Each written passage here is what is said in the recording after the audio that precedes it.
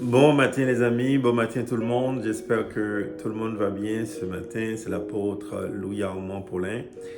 Ce matin, je vais faire un enseignement sur la prospérité. La prospérité.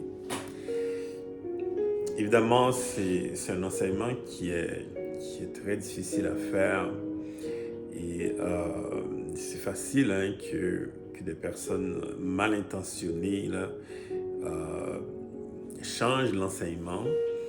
Parce que quand on parle de prospérité, là, il y a beaucoup d'abus par rapport à la prospérité. Mais la prospérité est très biblique. Moi, personnellement, je ne voulais pas en parler du tout. Euh, dans le ministère, là, on ne parle pas beaucoup d'argent ou on ne parle pas beaucoup de prospérité. Parce que, comme j'ai dit, là, c'est très risqué d'en parler. Il faut recevoir une révélation par rapport à cela. Il faut avoir une conviction de la part du Seigneur pour en parler. Évidemment, si j'en parle aujourd'hui, parce que j'ai une conviction de cela et j'ai un témoignage également par rapport à la prospérité. Comment le Seigneur, quand il fait des promesses, comment le Seigneur, il bénit ceux qui comprennent la prospérité. Évidemment, la Bible parle beaucoup de prospérité, mais comme j'ai dit, là, il y a beaucoup d'abus, il y a beaucoup de personnes qui ont profité de la Bible pour faire de l'abus. Alors, l'enseignement sur la prospérité, là, c'est très biblique. Alors, je prie que le Seigneur puisse me donner la sagesse de l'enseigner ce matin. Et, il faut comprendre que dans toute la vie, Dieu bénit. Dieu bénit ses enfants. Il a béni Abraham, il a béni beaucoup de ses serviteurs. Dieu bénit souvent dans la Bible, on l'a vu. Évidemment, il nous indique aussi de ne pas nous attacher à l'argent, à la richesse. La Bible nous dit également que quand la richesse s'accroît, n'y attachez pas votre cœur. Et donc, il ne faut pas être attaché à ce que Dieu donne, mais à qui est Dieu. Donc, nous ne sommes pas en train d'enseigner d'être attachés à la prospérité. Nous enseignons d'aimer Dieu. Mais cependant, Dieu bénit. Et donc, ne pas enseigner la prospérité, là, c'est de laisser les gens dans l'ignorance.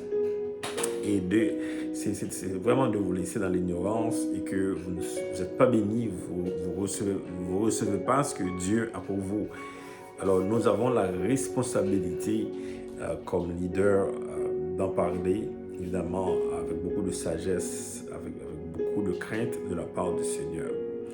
Maintenant, si on commence avec le peuple d'Israël, je vous invite à lire au complet là, Exode 16. Dans Exode 16, il y a eu clairement une situation de souffrance. Le peuple dans le désert n'avait pas de nourriture. Les gens commençaient à se plaindre, commençaient à murmurer vraiment auprès de Moïse et Aaron. Donc, Moïse allait voir le Seigneur pour expliquer la situation de ce peuple qui pleurait ou qui murmurait à cause de manque de nourriture. Donc Dieu a fait un miracle, il a envoyé la manne, il a envoyé de la nourriture pour ce peuple-là. Mais le verset qui parle beaucoup de prospérité, là c'est ce verset en particulier, c'est le verset 41, le verset 14, pardon, le verset 14 dans Exode 16, le verset 14. La Bible parle de cette manne qu'il faut amener devant le Seigneur, qu'il faut apporter devant le Seigneur pour que cette manne reste fraîche. Et la Bible nous dit que cette manne, pendant 40 ans, puisque le peuple a apporté la manne devant le Seigneur, pendant 40 ans, ils ont reçu cette manne. Ils ont mangé pendant 40 ans. Et donc la manne, c'est une bénédiction. La manne, c'est une bénédiction. Tout ce que tu reçois du Seigneur, tu apportes devant lui. Très important de comprendre cette partie. Vous recevez quelque chose du Seigneur, vous apportez devant lui. Et le texte parle que le peuple apporte devant le témoignage. Le témoignage, c'est la présence de Dieu, donc c'est la présence de l'Éternel. Donc les gens apportent à la maison de Dieu la bénédiction et Dieu a gardé cette bénédiction fraîche pendant 40 ans dans le désert, pendant 40 ans, le peuple a reçu cette bénédiction. Alors, c'est ça la prospérité. Donc, les gens qui sont des chrétiens, les gens qui reçoivent de la part du Seigneur, doivent apporter une partie de ce qu'ils ont reçu devant le Seigneur. Devant le Seigneur, on apporte ce qu'on a reçu, une partie de ce qu'on reçoit devant le Seigneur, et le Seigneur bénit davantage. Parce que le Seigneur est en train de faire une œuvre. L'œuvre que le Seigneur est en train de faire, c'est à travers les églises, c'est à travers les ministères, les frères et sœurs qui se consacrent, qui travaillent d'arrache-pied. Donc, c'est une œuvre que le Seigneur est en train de faire. Et donc, quand le Seigneur ne veut pas l'argent de quelqu'un, là, mais contribuer à l'œuvre du Seigneur, c'est une façon d'apporter ta manne, ta bénédiction, tu l'apportes devant le Seigneur. Non seulement ça fait avancer l'œuvre de Dieu, également Dieu vous bénit à travers cette action. C'est une action de foi, c'est un acte de foi de faire ça. Dans ce temps très difficile, où les gens ont besoin beaucoup d'argent, où les besoins d'argent sont très élevés, c'est très difficile de parler de ce genre de sujet. Également, il y a des abus aussi qu'on voit. Moi, personnellement, là, j'avais beaucoup de difficultés avec ça. Non seulement d'enseigner par rapport à la prospérité, et également de moi-même donner ce que j'avais.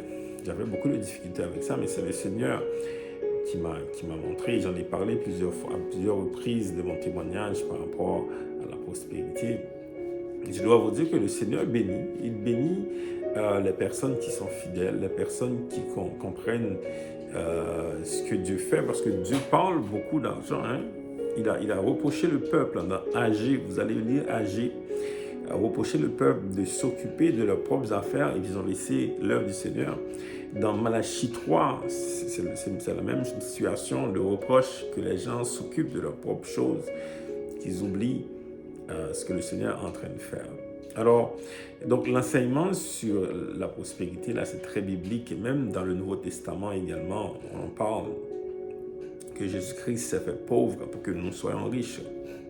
Et donc, c'est un enseignement qui est très biblique, mais il faut voir l'intention de la personne qui enseigne. Donc, si moi, je fais l'enseignement pour abuser les gens, pour prendre ce qu'ils ont, ça, c'est de la méchanceté, et le Seigneur va me juger pour ça.